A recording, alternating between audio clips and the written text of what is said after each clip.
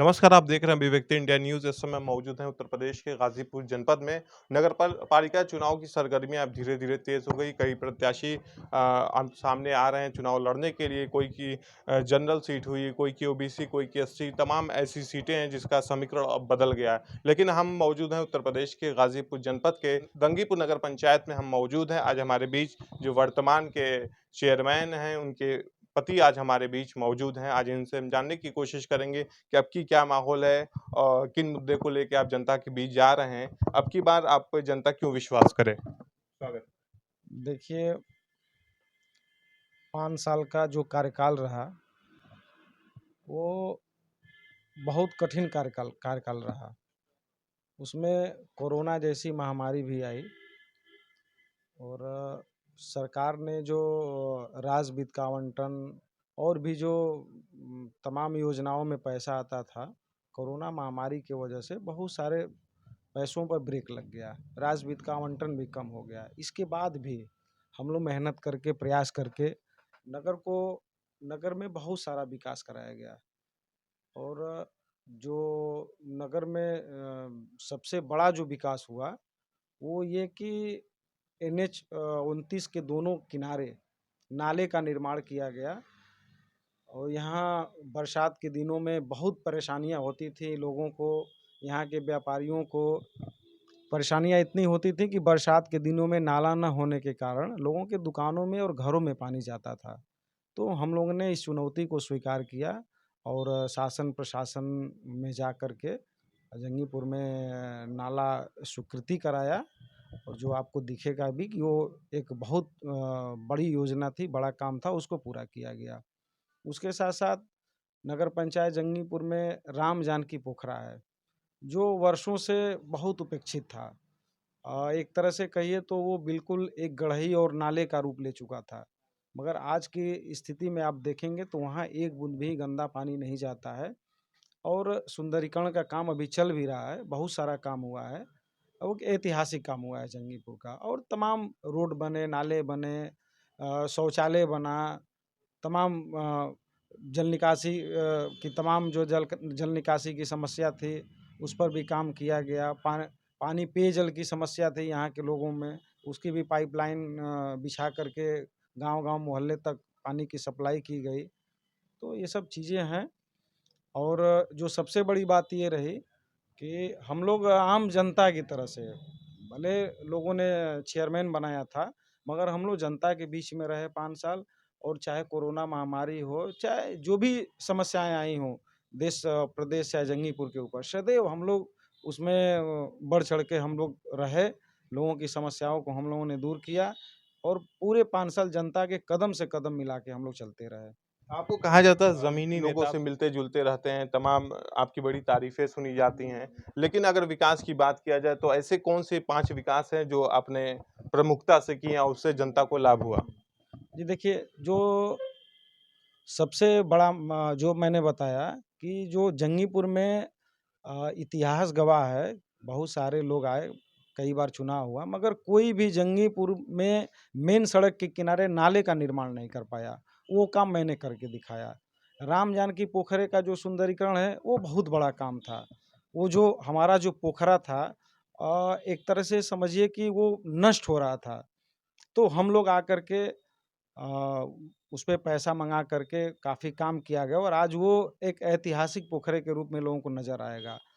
और पेयजल की समस्या थी, पाइपलाइन बिछवाया गया, फिर शौचालय की दिक्कत थी। नगर में कहीं भी मेरे कार्यकाल से पहले एक भी कहीं सार्वजनिक शौचालय नहीं था, मगर 4-5 जगह सार्वजनिक शौचालय बनवा कर के लोगों को उससे जोड़ा गया।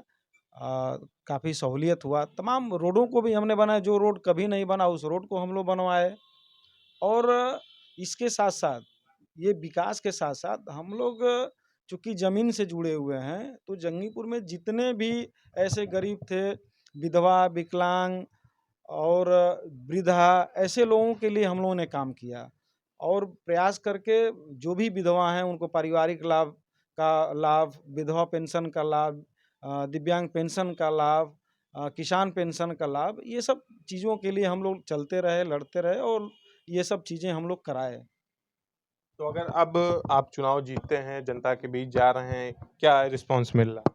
बहुत अच्छा रिस्पॉन्स है लोगों का। देखिए, जंगीपुर में ज़मीनी नेताओं का भाव है और मुझे लगता है कि पूरे देश प्रदेश में मुझे नहीं लग रहा है कोई ऐसा नेता होगा जो बिना दारू और बिना पैसा और बिना मांस के चुनाव लड़ता होगा। और मेरा रिकॉर्ड है, मैं 2 सभासदी का चुनाव लड़ा, 3 चेयरमैनी का चुनाव लड़ा। जंगीपुर में कोई भी एक वैसा चाहे पक्ष हो चाहे विपक्ष हो, कोई ये कहने वाला नहीं है कि लालजी गुप्ता ने कभी चुनाव के नाम पर किसी को कोई प्रलोभन दिया हो, किसी को शराब शराब दिया हो, किसी को पैसा दिया हो या किसी को मांस दिया हो।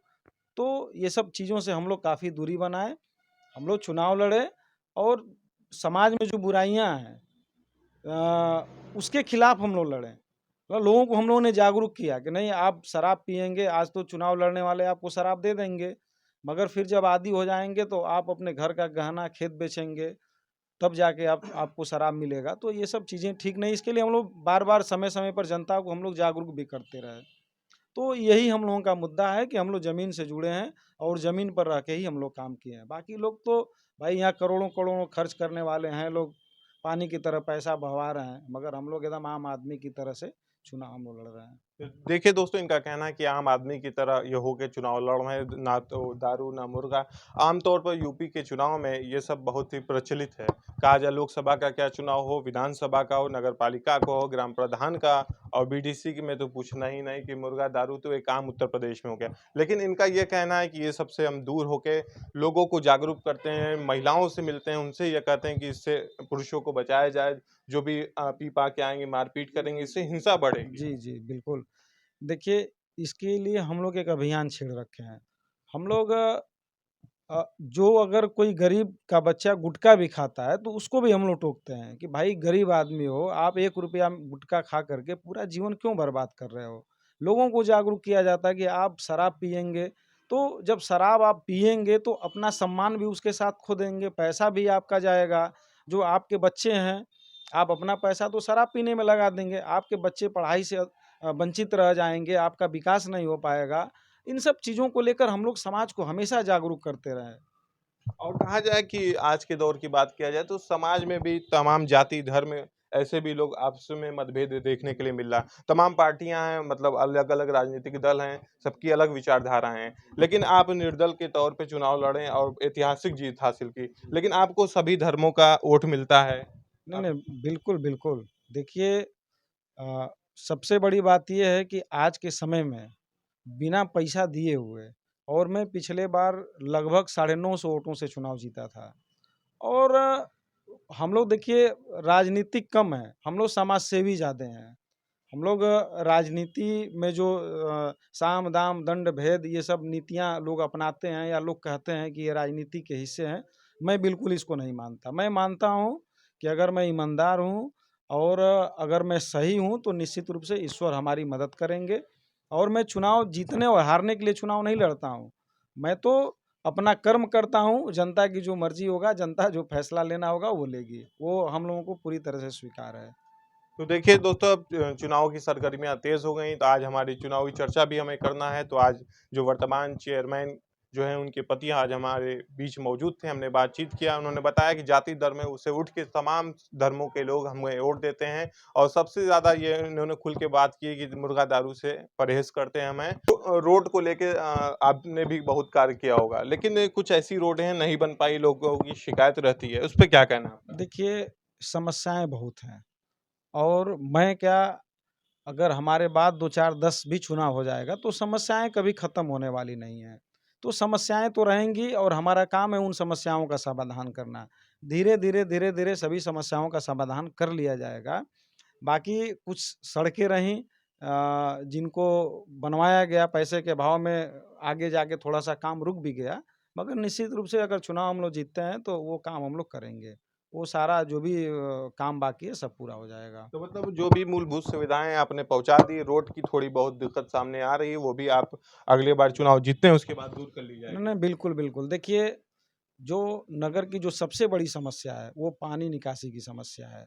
आज स्थिति ये है गाँव में कि जो पहले की पोखरियाँ हैं, गढ़इयाँ हैं, जिसमें गाँव का पानी जाता है, मोहल्ले का पानी जाता है, तो आज वो गर्मी के दिनों में ही पूरी तरह से भर जाता है। तो हम लोगों का प्रयास ये रहता है कि गाँव के अंदर भी जो पानी है, जो समस्याएँ पैदा करते हैं, उस पानी को भी हम लोग मेन रोड पर लेके आएँ और नाले के माध्यम से उसका निस्तारण कराया जाए। यही सब सोच करके हम लोग नाले का निर्माण कराए और आगे वाले समय में हम लोग उस पानी को, जो गाँव के अंदर का पानी है, जो इकट्ठा है, उसको हम लोग मेन रोड पर जो निर्माण चल रहा है नाले का, उसमें हम लोग लाके मिला देंगे। तो अब उनका कहना है कि जो भी समस्याएँ सब मूलभूत जो सुविधाएँ होती हैं वो पहुँचा दी गई हैं, लेकिन कुछ समस्याएँ उसे भी जल्द हल कर लिया जाए।